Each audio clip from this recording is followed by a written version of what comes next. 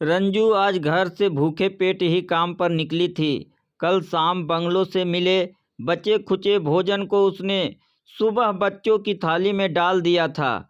बच्चे कुछ ज़्यादा ही भूखे थे। जरा देर में थाली सफा चट हो गई थी। रंजू के लिए 2 निवाले भी ना बचे। रंजू ने लोटा भर पानी हलक में उड़ेला और काम पर निकल गई।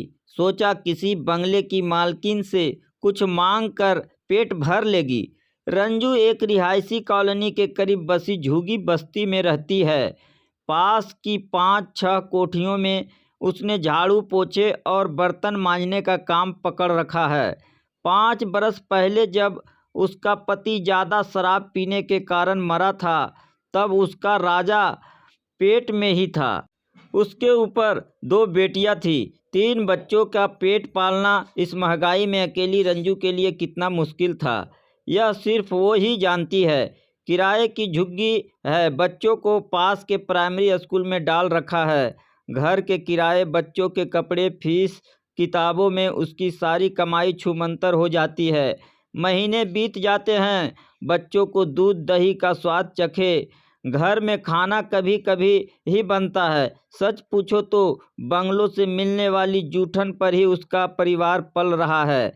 रंजू पहली कोठी में काम के लिए घुसी तो मेम साहब ने कहा, रंजू आज बर्तन नहीं है, साफ सफाई के बाद ये लिस्ट लेकर सामने किराने की दुकान पर चली जाना। यह सारा सामान ले आना। साहब बात कर आए हैं। आज से नवरात्रे हैं। सारा उपवास का सामान है। हाथ अच्छी तरह धो कर जाना। रंजू थैला लेकर किराने की दुकान पर पहुंची तो लिस्ट में लिखा सामान लाला ने निकाल कर उसके सामने रख दिया।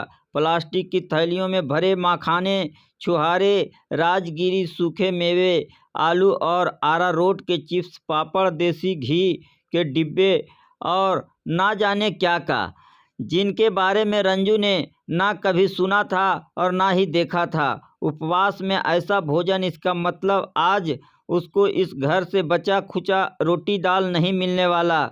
उसका मन भारी हो गया। बच्चों के भूखे चेहरे आंखों के सामने नाचने लगे। उसके बाद के 2 घरों में भी व्रत पूजा के कारण रंजू को रोटी नहीं मिली। बस एक घर में चाट ही मिल पाई, जो उसके पेट की आग का दमन करने में असमर्थ रही। रंजू को अब ज़्यादा चिंता इस बात की होने लगी कि अगर किसी घर से बचा हुआ खाना ना मिला तो दोपहर को घर लौटकर वह बच्चों की थाली में क्या रखेगी। उसका ध्यान धोती के छोर में बंधे पैसों की ओर गया। उसने खोल कर देखा। एक 10 का नोट और 5 के 3 नोट के साथ चंद सिक्के ही थे। पूरा महीना सिर पर था। यह पैसे भी खर्च नहीं कर सकती थी। वह तेजी से चौथे बंगले की ओर चल दी। खुराना साहब की कोठी थी। ये लोग आर्य समाजी थे। रंजू ने उनके वहाँ धार्मिक कर्मकांड कभी नहीं देखे थे। उनकी औरत तो व्रत उपवास भी नहीं करती थी। उसको उम्मीद थी कि वहाँ तो जरूर रोटी मिल जाएगी। तीसरी गली के बंगला नंबर 5 के आगे भीड़ लगी थी। लोग कई कई गुटों में खड़े बातचीत कर रहे थे। रंजू का दिल किसी अनहोनी से धड़कने लगा। बाहर खड़ी एक महिला से पूछा तो पता चला खुराना साहब नहीं रहे। आज 11 बजे उनका देहावसान हो गया। अंदर फर्श पर अर्थी पड़ी थी। घर की औरतें अर्थी को घेरे विलाप कर रही थी। रंजू एक कोने में जाकर बैठ गई। 2 घंटे बीत गए। लोगों का तांता लगा हुआ था। अर्थी उठने का नाम ही नहीं ले रही थी। रंजू को खीज लगने लगी। उसकी आते भूख से कुलबुला रही थी। उसे रह रह कर अपने बच्चे भी याद आ रहे थे। कोठरी के दरवाजे पर माँ का इंतजार करते भूखे बैठे होंगे। दोपहर 2 बजे जाकर कहीं अर्थी उठी। खुराना मेम साहब के दारूपन कंदन से रंजू की आंखें भी भर आई। स्वयं के साथ घटित घटनाक्रम चलचित्र की तरह आंखों के सामने घूम गया। जब उसके पति की मृत्यु हुई थी, स्वयं का विलाप और दोनों बेटियों का हिचकियां लेकर रोना याद कर उसका गला रूंध गया। अर्थी जा चुकी थी। घर में मरघर सा सन्नाटा पसरा था। रिश्तेदार अपने अपने घर लौट गए थे। मेम साहब बच्चों सहित अपने कमरे में बंद हो गई थी। जवानी में सुहाग उजड़ गया। छोटे छोटे बच्चे थे। बेचारी रंजू ने ड्राइंग रूम ठीक करना शुरू किया। सारा फर्नीचर जो अर्थी रखने के लिए इधर उधर खिसका दिया गया था, रंजू ने अकेले खींच खींच कर जगह पर लगाया। फिर पूरे घर में झाड़ू पोछा किया। सारा काम निपटाते निपटाते 3:30 बज गए। उसकी भूख भी खत्म हो चुकी थी, मगर बच्चों की भूख याद करके उसकी चिंता बढ़ती जा रही थी। काम खत्म करके वह खुराना साहब की बूढ़ी माँ के पास आकर बैठ गई। अम्मा जी, मैं जाऊँ क्या?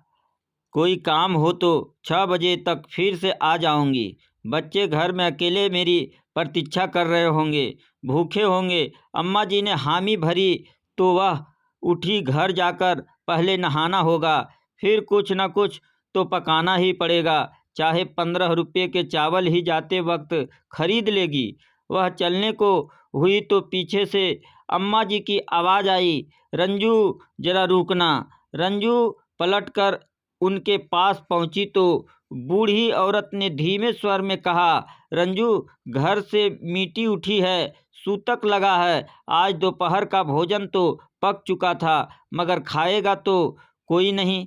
रसोई में पड़ा है, सारा तू ले जा। रंजू की आंखें एक बारगी चमक उठी। भागते कदमों से रसोई में पहुंची। रसोई में कढ़ाई भर कर पत्ता गोभी की सब्जी, दाल पनीर का तरी वाली सब्जी, गर्म डिब्बे में रखी रोटियां, भात पापड़ अचार और ना जाने क्या क्या रखा था। अम्मा जी ने कुछ साफ पॉलीथीन की थैलियां रंजू को पकड़ा दी। रंजू ने फटाफट सारा खाना भर लिया। वह तेजी से दरवाजे की ओर बढ़ी कि जल्दी जल्दी पहुंचकर बच्चों का पेट भर दे कि अचानक उसके कदम ठिठक गए। यह खाना उस घर का था जहां से अभी अभी एक अर्थी उठी थी। सूतक लगे घर का खाना। क्या यह खाना वह अपने बच्चों को खिलाएगी? कोई अपशगुन तो ना हो जाएगा? वह सन्न खड़ी हो गई कि सूतक लगे घर का खाना लेकर जाए या ना जाए। बंगलों से बचा खुचा ले जाना अभी तक उसकी नियति थी, उसकी परिस्थितियां ही ऐसी थी। ऐसे में सूतक लगे घर का खाना ले जाना भी तो परिस्थितियों के साथ समझौता ही था। पेट के आगे क्या शगुन, क्या अपशगुन। दीवार घड़ी ने 4 बजने के घंटी बजाए तो उसकी तंद्रा भंग हुई।